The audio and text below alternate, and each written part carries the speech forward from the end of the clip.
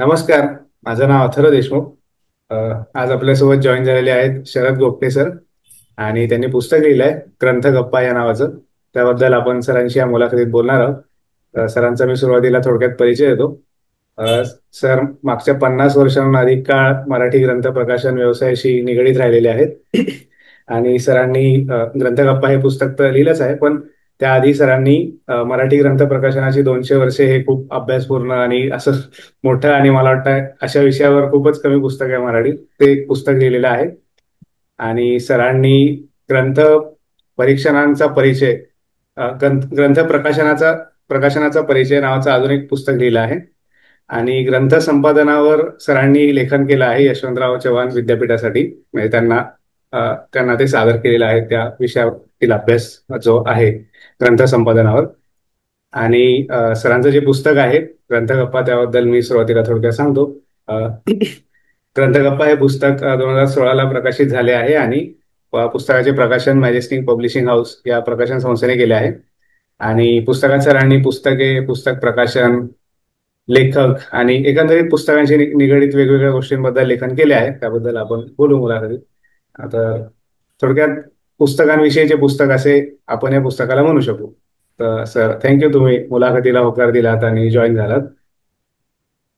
तर सर, आपण सुरुवात तर अशीच करू की तुम्हाला अशा प्रकारे पुस्तकांशी निगडीत वेगवेगळ्या गोष्टींबद्दल लेखन करावे असे का वाटले? मला वाटतं ह्याच्याबद्दल मी माझ्या प्रस्तावनेत लिहिलेलं आहे. हो.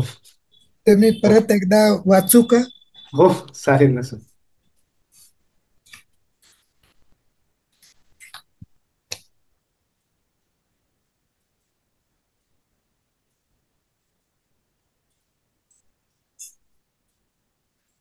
पुस्तक प्र, प्रकाशन पुस्तक प्रकाशनापूर्वी सुमारे वर्ष म्हणजे मराठी ग्रंथ प्रकाशनाची 200 वर्ष, हे पुस्तक प्रकाशनाच्या आधी जवळजवळ 5-6 वर्ष मी या पुस्तकासाठी माहिती मिळवत होतो. मला मिळालेली सर्वच माहिती व तपशील पुस्तकात संगतवार समाविष्ट करणं शक्य नव्हतं, कारण ते विषयाला काही वेळेला सोडून झालं असतं. म्हणून ते जी काही अतिशय रंजक अशी माहिती कुठे कुठे मिळाली होती, ती मी लेखांच्या स्वरूपात लिहायचं ठरवलं. आणि मॅजेस्टिकच्या ललितमध्ये मी जवळजवळ 3 वर्ष ग्रंथगप्पा हा कॉलम लिहित होतो. त्याला त्याचंच पुस्तक हे केलेलं आहे. हो. आणि हे सगळं बघत असताना आपल्याला नेहमीच पुस्तक म्हणजे एखाद्या गोष्टीची पार्श्वभूमी ऐकायला आवडते. उदाहरणार्थ गीताई ह्या पुस्तकाची जी निर्मितीची कथा आहे ती फार मजेशीर आहे.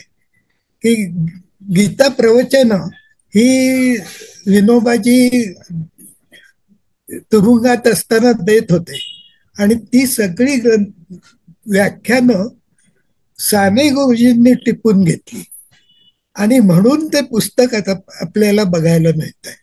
तर हा जो एक वेगळाच त्याचा पुस्तकाच्या निर्मितीतला भाग आहे, हा आपल्याला ह्या अशा कथा किंवा अशा माहिती मिळाली की ते बरं वाटतं, ऐकायलाही छान वाटतं, त्याबद्दल बोलायलाही चांगलं वाटतं.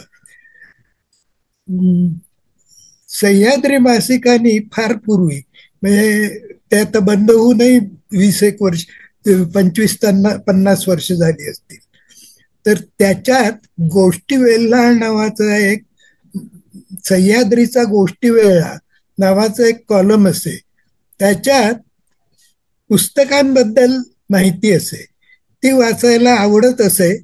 आणि तशाच प्रकारचं काहीतरी पुढेही असावं असं मला वाटलं, म्हणून मी हे लिहायला लागलो. मला ज्या इंटरेस्टिंग वाटलेल्या गोष्टी होत्या त्या मी या उतरवलेल्या आहेत.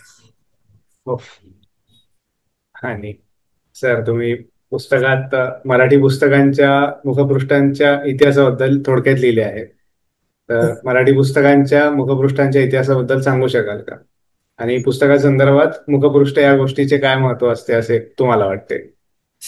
मी जे लिहिलंय त्याच्या पलीकडे मराठी मुखपृष्ठांबद्दल मी फारसं काही सांगू शकणार नाही, की अगदी सुरुवातीला मुखपृष्ठ ही अगदी साधी, म्हणजे नुसता पुठ्ठा चढवलेली असत.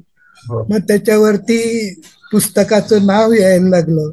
मग त्याच्या पुढे हळूहळू ह्याच्या छपाईच्या असलेल्या तयार बॉर्डर्स वगैरे टाकायला लागले.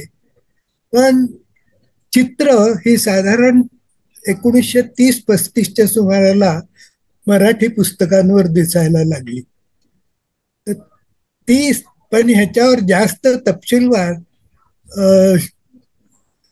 इतर मी काही सांगू शकणार नाही. पण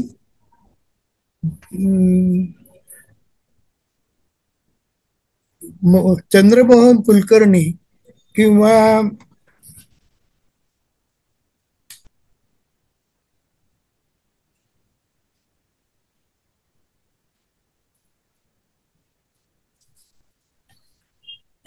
इतर काही प्रकाशक, म्हणजे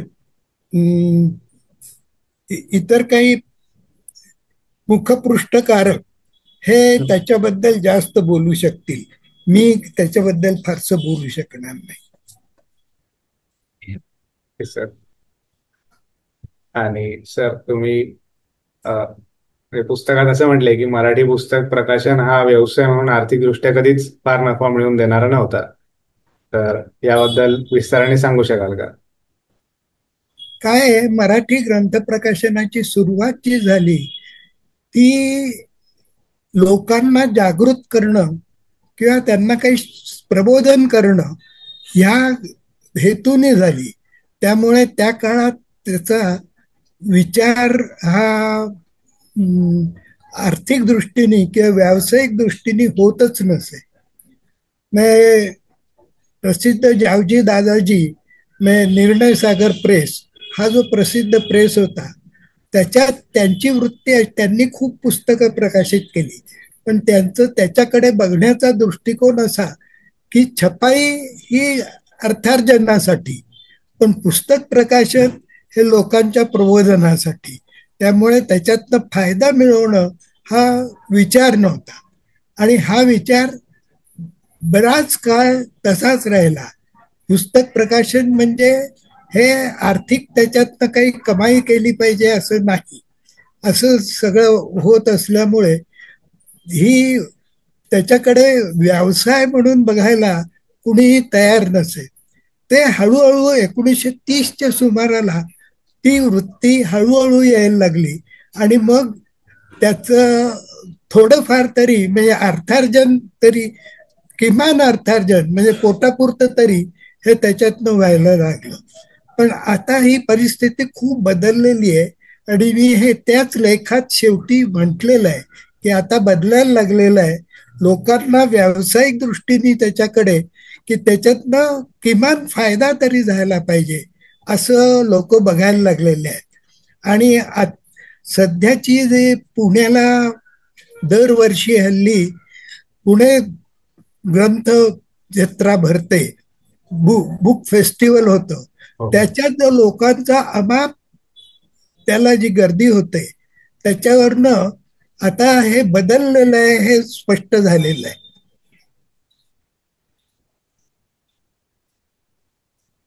आणि सर, अमेरिकेत आणि युरोपीय देशांमध्ये, काही युरोपीय देशांमध्ये पुस्तक प्रकाशन हा व्यवसाय बऱ्यापैकी नफा मिळवून देणार आहे, म्हणजे जेवढं मला माहिती त्यानुसार. तर या गोष्टीचा त्या त्या देशातील पुस्तक निर्मितीवर किंवा या निगडीत निगडीत इतर गोष्टींवर कशा प्रकारे प्रभाव पडला असावा असं तुम्हाला वाटतं? काय आहे, एखादा व्यवसाय हा व्यवसाय म्हणून करायला लागल्यावरती आणि त्याच्यात बऱ्यापैकी त्याच्यातनं उत्पन्न मिळत आहे असं वाटायला लागल्यावर थोडस धाडस करायची लोकांची तयारी होते. म्हणजे जे विषय आपण कधी हाताळणार नाही किंवा ज्याच्यावर पुस्तक असेल असं वाटणार सुद्धा नाही, अशा विषयांवर सुद्धा पुस्तकं येतात. ते त्या, आणि पुस्तकांवर पुस्तकं हा त्यातलाच एक प्रकार आहे खरं म्हणजे, की ह्या विषयावर कुणी कारण हा काही अभ्यासाचा विषय नाही, पण किंवा मनोरंजनाचा म्हणजे लोकार्थाने मनोरंजनाचाही विकास नाही. ज्याला पुस्तकात रस आहे त्याला मनोरंजन आहे, पण बाकीच्यांच्या दृष्टीने म्हणजे त्याचा ग्राहक वर्ग तसा मर्यादित असतो. तर अशा मर्यादित ग्राहक वर्गासाठीची पुस्तकं सुद्धा ते त्यांच्याकडे निर्माण होऊ शकतात. ती आपल्याकडे तितक्या प्रमाणात आधी होत नव्हती, आता अलीकडे व्हायला लागली आहेत असं मला वाटतं. हो. आणि सर, तुम्ही पुस्तकात बुकर प्राइज देणाऱ्या निवड समितीचे उपक्रम कशा प्रकारे पुस्तक वाचकांपर्यंत पोहोचवण्यासाठी हातभार लावतात त्याबद्दल असं लिहिलंय. तर याबद्दल सांगू शकाल का? आणि या संदर्भात तुम्हाला मराठी ग्रंथ पुरस्कारांबद्दल जाणवणाऱ्या गोष्टींबद्दल काय वाटतं? काय आहे, बुकर प्राईजची ती 3 टप्प्यात होणारी निवड असते. म्हणजे आधी ते प्रकाशकांच्याकडनं पुस्तकं मागवतात. जे प्रकाशक त्याच्यात त्यातली ते त्यांची 7 जणांची समिती असते आणि त्यातनं ते पहिली 13 पुस्तकं निवडतात आणि त्या 13 पुस्तकांचे मग ठिकठिकाणी स्वाक्षरी कार्यक्रम, त्यांच्याबद्दलची माहिती देण्याचे कार्यक्रम, असं सगळं घडत असतं. त्यामुळे ती पुस्तकं मुळातच खूप मोठ्या प्रमाणावर लोकांच्या समोर येतात. तसं आपल्याकडे काही होत नाही. मी आणि एवढंच नाही तर पुष्कळदा आपल्याकडे प्रकाशित म्हणजे प्राईज मिळालेली पुस्तकं सुद्धा नंतर उपलब्ध होत नाहीत किंवा ती कोणाकडनं घ्यायची हे कळत नाही.